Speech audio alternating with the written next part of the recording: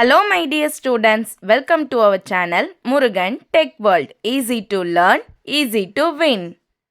இந்த வீடியோவில் நம்ம என்ன பார்க்க போகிறோம் அப்படின்னா subject code CS3351 digital principles and computer organization DPCO சப்ஜெக்டில் unit wise important question with ஆன்சர்ஸோட லெக்சரர் வீடியோ சீரிஸ் தான் பார்த்துட்டு இருக்கோம். ப்ரீவியஸ் செஷன் வீடியோஸ்லாம் பார்க்காம இருந்தீங்கன்னா டிஸ்கிரிப்ஷனில் பிளேலிஸ்ட்டில் லிங்க் தந்திருக்கேன், செக் பண்ணி பாருங்கள். ஆல்ரெடி யூனிட் 1, 2, 3 எல்லாத்துல இருக்க இம்பார்ட்டன்ட் கொஷின்ஸ், சம்ஸ், அதோட எக்ஸ்ப்ளனேஷன் வீடியோஸ் எல்லாமே அப்லோட் பண்ணியிருக்கோம்.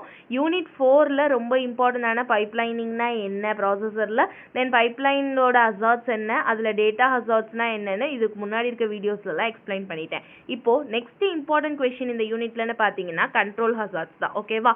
ஹசார்ட்ஸ் அப்படின்னாலே தெரியும் நமக்கு ஏற்படுற ஒரு ஹார்ம்ஃபுல்லான திங். பைப்லைனிங்னா நான் ஆல்ரெடி சொல்லிட்டேன், ஏன்னா இது ஃபுல்லாகவே உங்களுக்கு எக்ஸ்பிளைன் பண்ணுறதை விட நீங்கள் இந்த ப்ரீவியஸாக இருக்க 2 வீடியோ பார்த்தீங்கனாலே உங்களுக்கு இந்த வீடியோவோட எக்ஸ்ப்ளனேஷன் ரொம்ப ஈஸியாக புரிஞ்சுக்கும். ஏன்னா அதோட கண்டினியூவேஷன் தான் இது. ஓகேவா?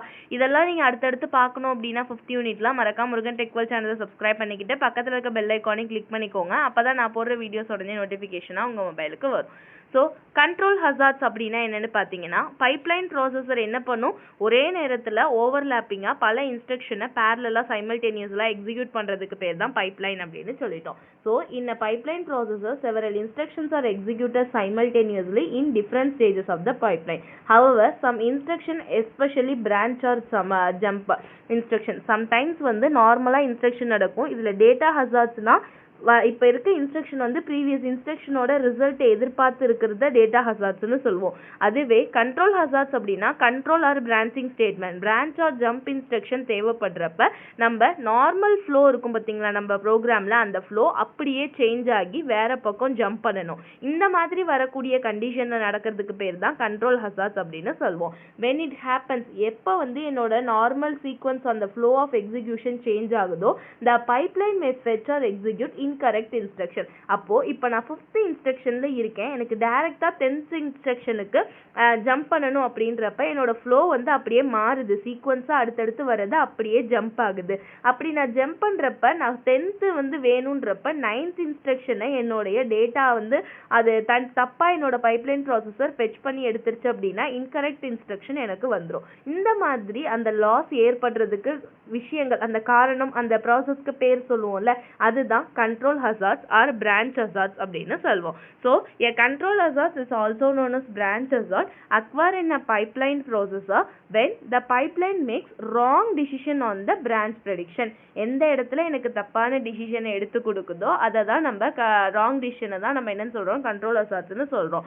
Or when the next instruction address depends on the result of branch instruction that has not yet been resolved. In simple terms, control hazards happen when the processor does not know which instruction to fetch next. அப்போ இப்போ நான் 5th இன்ஸ்ட்ரக்ஷன்ல இருக்கேன், எனக்கு 10th instruction வேணும், but அதோட address தெரியல, எனக்கு 10 தான் எடுக்கணும்னு நான் மாற்றி 9th இன்ஸ்ட்ரக்ஷனை ஃபெட்ச் பண்ணி எடுத்துறேன் அப்படின்னா இந்த இடத்துல நடக்கக்கூடிய அந்த ஃப்ளோ ஆஃப் கண்ட்ரோல், அந்த ப்ரோக்ராமோட ஃப்ளோ ஆஃப் எக்ஸிக்யூஷன் கண்ட்ரோல் மாறுது பார்த்தீங்களா, இதை தான் நம்ம கண்ட்ரோல் ஹசார்ட்ஸ்னு சொல்ல வரோம். ஓகே, நெக்ஸ்ட் பாருங்க. எக்ஸாம்பிள் பார்த்தீங்கன்னா consider the following instruction. First I1 instruction I1 எடுத்துக்கிறீங்க, அதில் BEQ R1 R2 லேபிள் கொடுத்துட்றோம். If R1 equal to R2 branch to label, then if I2 instruction 2 பார்த்தீங்கன்னா add R3 R4 R5 next sequential instruction என்னன்னு கொடுத்துட்டாங்க.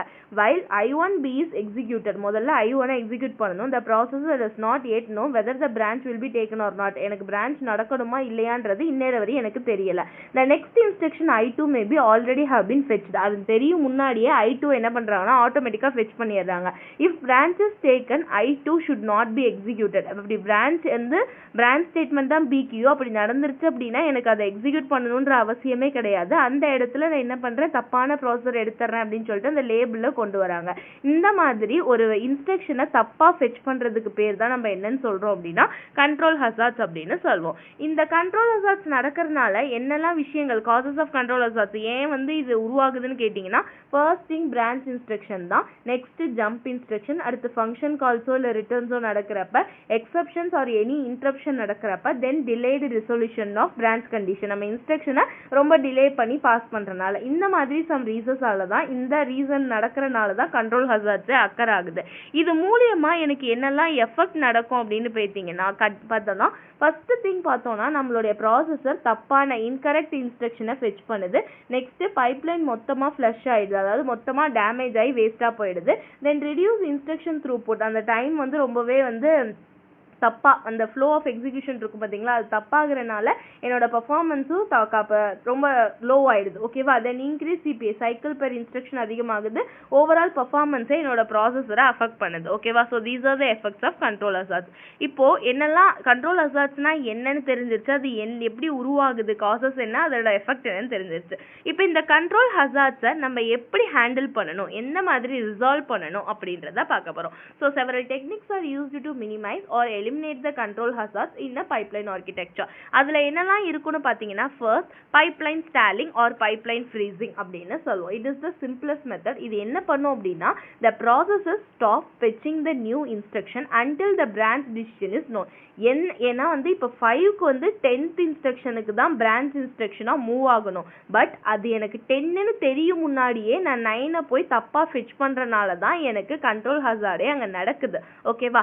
அப்போது எனக்கு 10th instruction தான் என்னோட பிரான்ச்சுக்கு வேணும்னு கம்பல்சரி, அதாவது ஷுவராக தெரிகிற வரையும் நான் வெயிட் பண்ணணும். ஓகேவா? ஃபெச் பண்ணாமல். அந்த ஒரு விஷயத்துக்கு பேர் தான் நம்ம பைப்லைன் ஸ்டாலிங் அப்படின்னு சொல்கிறோம். அதுக்கு நம்ம நோ ஆப்ரேஷன் அப்படின்ற ஒரு இன்ஸ்ட்ரக்ஷனை நமக்கு தேவைப்படுற அந்த இன்ஸ்ட்ரக்ஷன் 1 அது ஃபெச் பண்ணக்கூடிய அந்த இன்ஸ்ட்ரக்ஷன் n-க்கு இடையில நோ ஆப்ரேஷனை செட் பண்றது. இதுக்கு பேர் தான் பைப்லைன் ஸ்டாலிங் அப்படின்னு சொல்லுவோம். Second one branch prediction. Branch ப்ரெடிக்ஷன்னா என்ன? ப்ரெடிக்ட் பண்றது. தட் மீன்ஸ் எந்த இன்ஸ்ட்ரக்ஷன் அந்த பிரான்ச் வந்து மூவ் ஆகணும்னு நினைக்குதுன்றத ஒரு கெஸ்ல ப்ரெடிக்ட் பண்ணி எடுக்கிறது. If the prediction is correct no delay. But ராங்கா இருந்துச்சு அப்படின்னா என்னோட இன்ஸ்ட்ரக்ஷன் எல்லாம் தப்பாகி என்னோட பைப்லைன் ஃப்ளஷ் ஆகலாம். ஓகேவா? மேபி கரெக்டாகவும் இருக்க சான்ஸ் இருக்கு. பிரான்ச் ப்ரெடிக்ஷன் நடக்கிறப்ப தப்பாகவும் சான்சஸ் இருக்கு. அதுல எனக்கு டைப்ஸ் இருக்கு. ஸ்டாட்டிக் பிரான்ச் ப்ரெடிக்ஷன் ஒன்று, டைனாமிக் பிரான்ச் ப்ரெடிக்ஷன் ஒன்று. ஸ்டாட்டிக் பிரான்ச் ப்ரெடிக்ஷன்னா நிலையா, அதாவது that means it of fixed rules.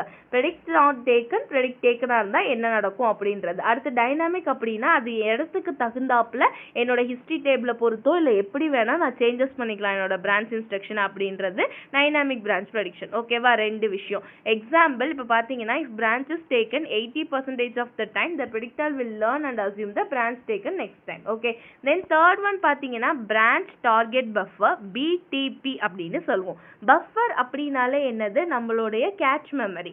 நம்ம யூஸ் பண்ற மெமரியில ஒரு சம் மெமரிஸை எடுத்து கேட்சா ஒரு டெம்பரரி மெமரியா ஸ்டோர் பண்றது தான் பஃபர் அப்படின்னு சொல்லுவோம். So a cache that stores the target address of previously executed branch instruction. இதுக்கு முன்னாடி எக்ஸிக்யூட் ஆன பிரான்ச் இன்ஸ்ட்ரக்ஷனுடைய அட்ரஸஸ் எல்லாத்தையும் கேட்ச் மெமரியில ஸ்டோர் பண்ணி வச்சிருக்கோம். எப்போ எனக்கு பிரான்ச் இன்ஸ்ட்ரக்ஷன் தேவைப்படுதோ அப்போ நான் என்ன பண்ணிடுவேன் அப்படின்னா அந்த பிரான்ச் டார்கெட் பஃபர்லேருந்து அந்த டார்கெட் அட்ரஸை இமீடியட்டாக எடுத்துக்கிட்டு வெயிட் பண்ணாமல் அடுத்து எப்படி ஃபெச் ஆகுன்றத பொறுத்து நான் நெக்ஸ்ட் இன்ஸ்ட்ரக்ஷனை ஃபெச் பண்ண கொடுத்துருவேன். இந்த மாதிரி கொடுக்குறப்ப எனக்கு என்ன ஆகலாம் அப்படின்னா கண்ட்ரோல் ஹசார்ட்ஸ் நடக்காமல் என்னால் தடுக்க முடியும். ஓகேவா? இதுக்கு பேர் தான் பிரான்ச் டார்கெட் பஃபர் அப்படின்னு சொல்லுவோம். நெக்ஸ்ட் டைப்ஸ் பார்த்தீங்கன்னா டிலேடு பிரான்ச்சிங். டிலேடு பிரான்ச்சிங் அப்படின்னாலே என்ன? கொஞ்ச நேரம் டைம் எடுத்துக்கிட்டு என்னோட ஸ்லாட்டை மாற்றி வைக்கிறது. ஓகேவா? எனக்கு வேணுன்ற ஸ்லாட்டை கொஞ்ச நேரம் மாற்றி கொடுத்து என்னோட டிலே பண்ணிட்டு டைமை கொஞ்சம் அதிகமாக்கிட்டு அதுக்கப்புறம் வந்து எனக்கு தேவையான விஷயம் எந்த பிரான்ச்சிங் வந்து எந்த இன்ஸ்ட்ரக்ஷனில் கொடுக்கணும்னு தெரிஞ்சதுக்கு அப்புறம் நான் மூவ் பண்ணுறதுக்கு பேர் டிலேடு பிரான்ச்சிங். ஓகேவா?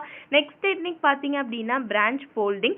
பிரான்ச் ஃபோல்டிங் அப்படின்னா if the branch target instruction is already available in the instruction catch it can be fetched and executed without delay. Already என்னோட பிரான்ச் டார்கெட் இன்ஸ்ட்ரக்ஷன் என்னன்னு சொல்லி எங்கே நான் மூவ் ஆகணும்னு சொல்லி என்னோட இன்ஸ்ட்ரக்ஷன் கேட்சில் இருந்துச்சுன்னா அதை எடுத்துருவேன். ஓகேவா? இதுக்கு பேர் பிரான்ச் ஃபோல்டிங் அப்படின்னு சொல்லுவாங்க.